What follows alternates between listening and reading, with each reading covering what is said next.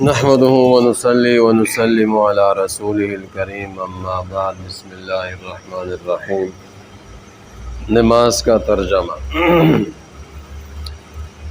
السلام علیک ایہا النبی ورحمۃ اللہ وبرکاتہ۔ سلام ہو آپ پر اے نبی، اور اللہ کی رحمت اور اللہ کی برکت ہو۔ السلام علینا وعلی عباد اللہ الصالحین۔ آج کا سبق، سلام ہو ہم پر اور اللہ کے نیک بندوں پر۔ السلام علینا، ہم پر سلام ہو، وعلی عباد اللہ الصالحین، اور اللہ کے نیک بندوں پر، صالحین پر سلام ہو۔ دیکھو، نماز کے اندر اگر ہم ان معانی اور الفاظ پر ترجمے پر غور کر کے پڑھیں تو اس کے اندر کتنی پیاری پیاری دعائیں بھی ہیں، خود اپنے حق میں بھی ہے انسان کے لیے۔ نماز کی سنتیں پچھلے سبق میں بتایا تھا کہ قعدہ اخیرہ میں درود شریف کا پڑھنا سنت ہے، اور آج کا سبق یہ ہے کہ درود شریف کے بعد دعا کا پڑھنا بھی سنت ہے، جو قرآن و حدیث سے ثابت ہو۔ عموماً جو ہم دعا پڑھتے ہیں درود شریف کے بعد، وہ رب اجعلنی مقیم الصلاۃ ومن ذریتی، یہ دعا پڑھتے ہیں۔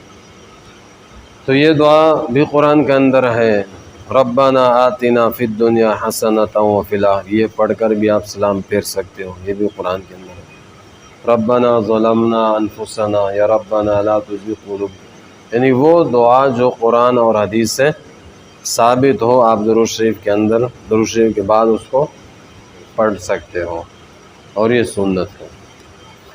بڑے بڑے گناہ، پچھلے سبق میں کیا بتایا تھا؟ شرعی جہاد سے بھاگنا، یہ بڑا اور کبیرہ گناہ ہے۔ اور آج یہ ہے کہ رشوت کا معاملہ آپس میں طے کروانا، یہ بھی بڑا اور کبیرہ گناہ ہے۔ اس سے پہلے بتایا تھا رشوت لینا بھی گناہ، رشوت دینا بھی گناہ ہے۔ ہاں، البتہ جہاں رشوت دیے بغیر گزارا نہ چل رہا ہو، انسان کو اپنا حق نہ مل رہا ہو، پھر رشوت دے کر آدمی اپنا حق لے سکتا ہے۔ اس صورت میں دینے والا گناہ گار نہیں ہوگا، لینے والا بہرحال گناہ گار ہوگا بس۔ اب ان دونوں کے درمیان رشوت کا معاملہ طے کرانا، یہ بھی بڑا اور کبیرہ گناہ ہے۔ ہر ادارے کے اندر انہوں نے اپنے اپنے آدمی رکھے ہوتے ہیں کہ یہ آپ ان سے رابطہ کر لو، ان سے رابطہ کر لو، ان سے رابطہ کر لو۔ وہ پھر کہتے ہیں جی میں آپ کا معاملہ حل کراتا ہوں، بتاؤ کیا مسئلہ ہے، اتنے پیسے لگیں گے۔ اب یہ طے ہو رہا ہے آپس میں، وہ ہر محکمے والے اپنے اپنے آدمی رکھو، براہ راست خود نہیں کرتے، کہ ادارے ایسے ہوتے ہیں کہ یہ ان سے رابطہ کریں تاکہ ہمارے اوپر کلیم نہ آئے۔ تو یہ درمیان میں کروانے والا جو ہے، یہ بھی کیا ہے؟ گناہ گار ہے، اور بڑے اور کبیرہ گناہ کا ارتکاب کر رہا ہے۔ دینے والا تو مجبور ہے، اس کے بغیر میرا کام نہیں ہوگا، تو ابھی بیچارہ مجبور ہے، کیا کرے گا بیچارہ؟ تو یہ گناہ ہے۔ گناہ کے نقصانات پچھلے سبق میں بتایا تھا کہ وہن کی بیماری جب تمہارے اندر پیدا ہو جائے گی تو پھر تمہارے اندر بزدلی آ جائے گی، ڈرپوک بن جاؤ گے، اور دشمن کے دل سے تمہارا رعب نکال دیا جائے گا۔ اور وہ کیا ہے؟ دنیا سے محبت اور موت سے نفرت۔ اور آج کا یہ ہے گناہ کے نقصانات میں سے ایک نقصان، وہ یہ ہے، حدیث پاک میں آتا ہے کہ جب آدمی کسی کی زمین پر ناجائز قبضہ کر لیتا ہے، ایک بالشت بھی اگر اس نے کسی کی ناجائز ناحق زمین غصب کر لی، اس پہ قبضہ کر لیا، تو فرمایا آخرت میں اس کو 7 زمینوں کے اندر دنسایا جائے گا، یہ اس کی سزا اس کو ملے۔ اور ایک حدیث میں یہ آتا ہے کہ 7 زمینوں تک، نیچے تک وہ حصہ جتنا اس نے، ایک بالش، 2 بالش، 1 مرلہ، تو 7 زمینوں تک زمین کا وہ حصہ اس کے گلے کا ہار بنایا جائے گا، اس کے گلے کے اندر اتنی زمین ڈال دی جائے گی۔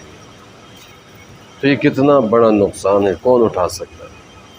آج ہے ایسے لوگ، اللہ معاف فرمائیں، جو لوگوں کے جائیدادوں پر، زمینوں پر قبضہ کر لیتے ہیں۔ قبضہ گروپ مشہور ہوتے ہیں، بتہ خور قبضہ گروپ، جہاں دیکھتے ہیں کہ یہ کمزور آدمی ہے، کوئی بیوہ ہے، کوئی یتیم ہے، کو لے لیتے ہیں۔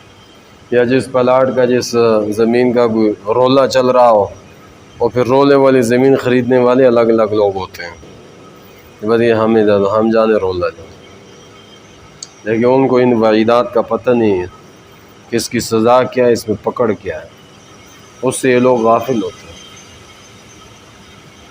نیکی کے فوائد کل کیا بتایا تھا پچھلے سبق میں، کہ صدقہ خیرات کرنے سے جنت کے اندر چشمہ جاری ہوتا ہے، چشمے ملتے ہیں۔ ہاں جی، سورہ اخلاص 10 دفعہ پڑھنے سے جنت کے اندر محل تیار ہوتا ہے۔ سبحان اللہ، الحمدللہ، اللہ اکبر کہنے سے جنت کے اندر درخت لگتے ہیں۔ اور آج کا سبق یہ ہے کہ جو آدمی دین اور تقوی والی زندگی اختیار کرے گا، جنت کے اندر اس کو عمدہ قسم کا لباس پہنایا جائے گا، جنت کے اندر اس کو عمدہ سے عمدہ لباس پہنایا جائے گا۔ جب اس کی زندگی عمدہ گزری ہوگی، دین اور تقوی والی گزری ہوگی، تو جنت کے اندر بھی اس کو عمدہ لباس ملے گا۔ دنیا کے اندر ہم چاہتے ہیں اچھے سے اچھا لباس ہمیں ملے، کوشش کرتے ہیں، خریدتے ہیں، تو جنت کے اندر بھی عمدہ لباس حاصل کرنے کی ہمارے اندر کوشش ہونی چاہیے، جذبہ ہونا چاہیے۔ اور اس کے لیے کیا ہے کہ تم تقوی اختیار کرو، دین اختیار کرو، اس کے مطابق اپنی زندگی کو سنوارو، اس کے بدلے میں اللہ پاک آخرت میں، جنت میں تمہیں عمدہ قسم کے جنتی لباس پہنائے گا۔ اللہ مجھے اور آپ کو عمل کی توفیق نصیب فرمائے۔